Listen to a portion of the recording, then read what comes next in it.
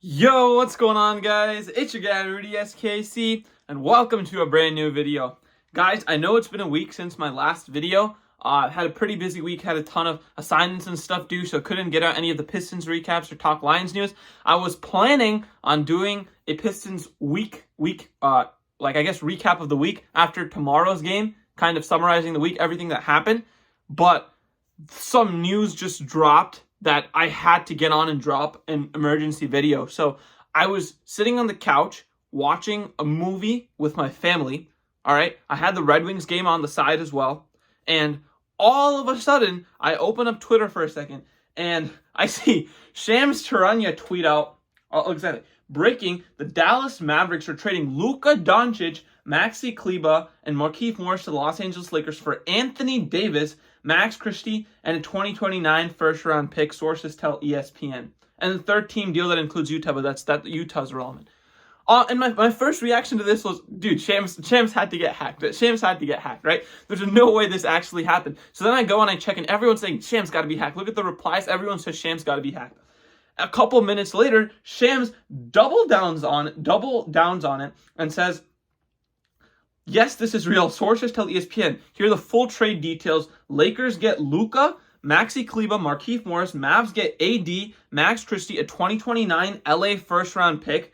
And then the Jazz get Jalen Hood-Schifino, a 2025 Clipper second, 2025 Mavs second. Again, no one cares about the Jazz, okay?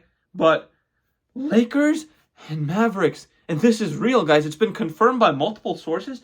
Shams just posted something new today. He said, Mavs approached Lakers recently and offered Luka Doncic. Sources tell Lakers brassmen and believe that 25-year-old Doncic has the ability to be the face of their franchise for the next decade while giving AD a win-now move to Dallas? What?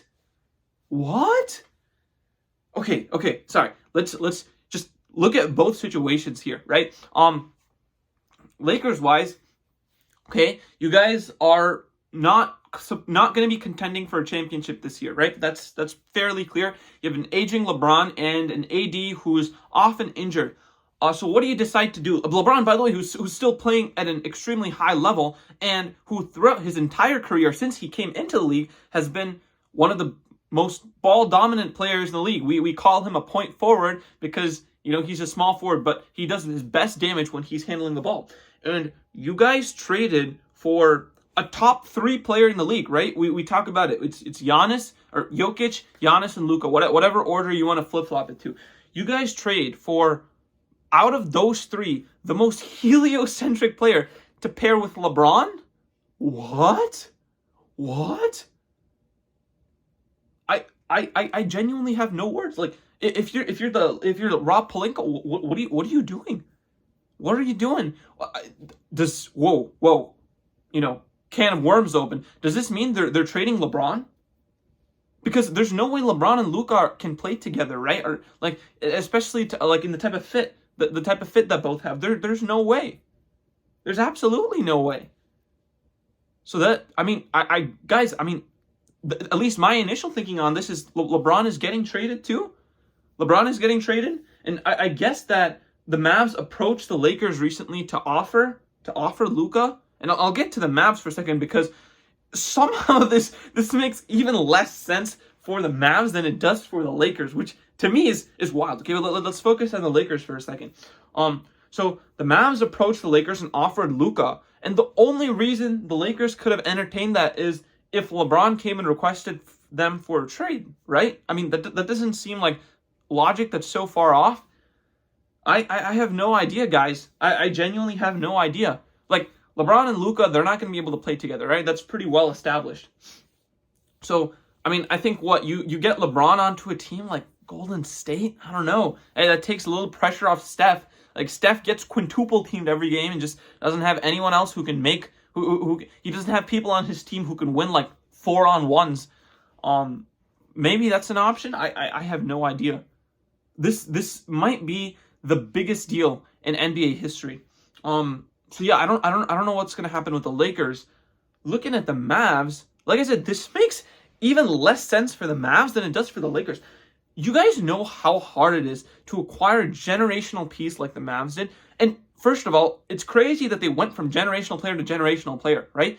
if you're not LA, if you're not Boston, the likelihood of you being able to sign like top 1 or 2 free agents in the offseason, very low, right? It's very low. Boston, LA, Miami a little bit, maybe New York, right? Outside of those teams, very difficult.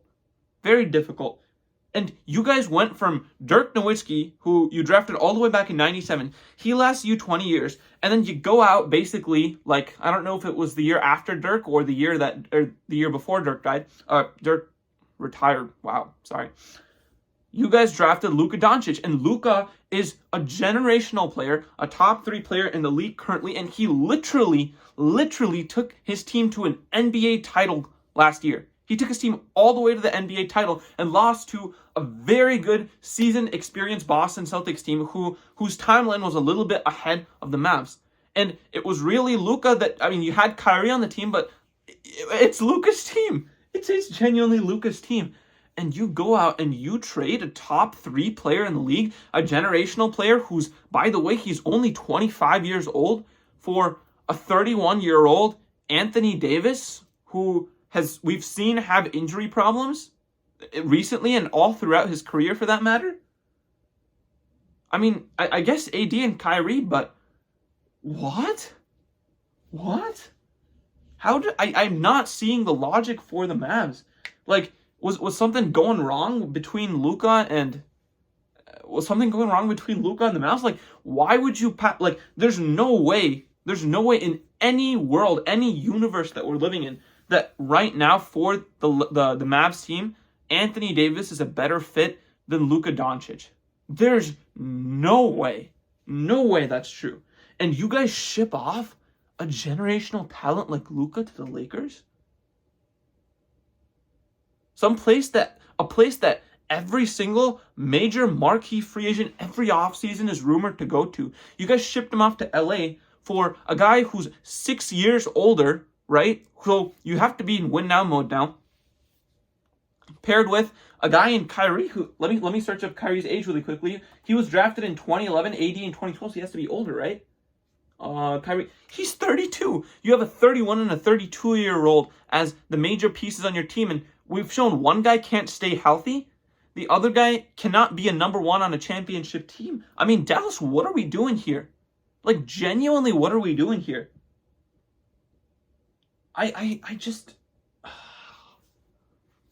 Guys, like, it was Mark Cuban making the decisions here? Because to me, this just does not make sense for either team. This might be, guys, I mentioned this before, this is the most blockbuster trade in NBA history. You trade 2 top 10 players for the league. This is something you see in 2K. This is something you see in my team. Or my league. And you see this in real life. And it might be the first time in NBA history where you have such a big lose-lose trade for both teams. I mean, I guess LA wins the trade because now you have Luka for the next 15, 20 years. You can hold on to him for the rest of his career. Right? I mean, if your front office is good, like you have enough money, you have the resources, you have the attractability to free agents to keep Luka happy, right? So I guess it's a win if you consider that. But what do you do with LeBron, right? He's still playing at a super high level. Like, I genuinely don't think there's a way that Luka and LeBron can play off of each other. You can't maximize both of their talents when they're playing off of each other. So, I mean, to me, this genuinely means that a LeBron trade is coming for the Lakers, right? So I don't know who else is saying it out there, but I'm just telling you guys first. My first reaction from this is LeBron is 100% getting traded if the Lakers got Luka. There's zero chance a competent front office keeps LeBron. He just doesn't fit the timeline anymore. So I have no idea, guys. It's kind of ironic this happened a day after the Pistons beat the Mavs. So you can say that Cade sent the Mavericks to kick out Luka, their franchise. Cade sent the Mavs to trade their franchise generational top 3 player in the league, just got his team all the way to an NBA championship, Luka Doncic, to the LA Lakers. Guys, I can't wrap my head around it. I think this is going to take everyone, at least couple months, maybe years for some people to be able to digest. This is going to be something 20 years from now we look back and say that was one of the most significant moments in either team, or you look at in NBA history. You look at just thinking of all the ripple effects that can occur from this. It changes completely the direction of the Mavs franchise, in my opinion. For LA, it's kind of like they're reloading with the next generation of, the next generation of superstardom. Now you're bringing in the Prince, right? You're bringing in Luka. So I don't know. Again, no one cares about Utah, but wow, guys, wow. That's all I got to say. Wow. Let me see if Shams tweeted out anything else. No, he didn't. So, guys, this is an absolutely insane, crazy trade.